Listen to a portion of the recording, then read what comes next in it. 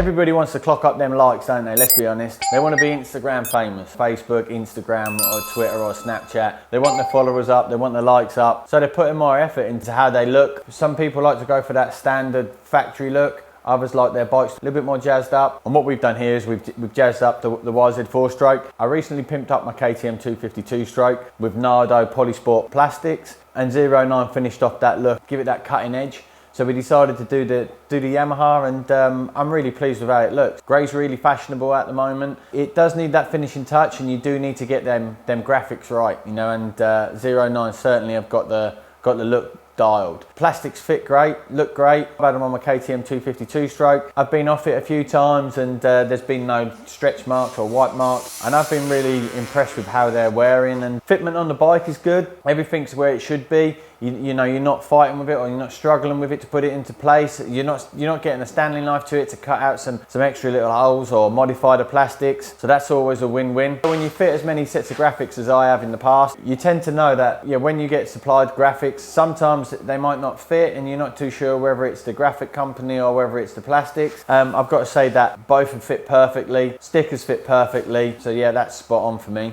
I put a slit at the back of my graphics just on the paper, just so I can pull a strip off and place it perfectly onto the panel, and then work my way from there. I always bring the heat gun into play just to push out a few unwanted bubbles, and also as well, sometimes, you know, if it starts to crease, it can help out, so it can, when you put the heat onto it, it will stretch the graphic a little bit, just so you can get a little bit more movement in, and it just seems to lay it down a little bit easier onto the plastic. When it gets a little bit hotter there at the edges, it stops them from peeling up and just gives it that little bit extra strength, you know, where it's going to receive some more extra wear than in other places, you know, like scuff marks and rub marks from your boots. In the plastic kit itself, you've got your fork guards, front mud guard, front number plate, rad scoops, side panels, rear mud guard. On the KTM 252 stroke, all the plastics there were supplied, so it finished off the look. The air filter on the Yam is placed up on the top, you know, normally where the fuel's placed in on normal bikes. Unfortunately, the Nardo Grey Polisport plastic kit, you don't get that provided. Yeah, we got that blacked out by 09,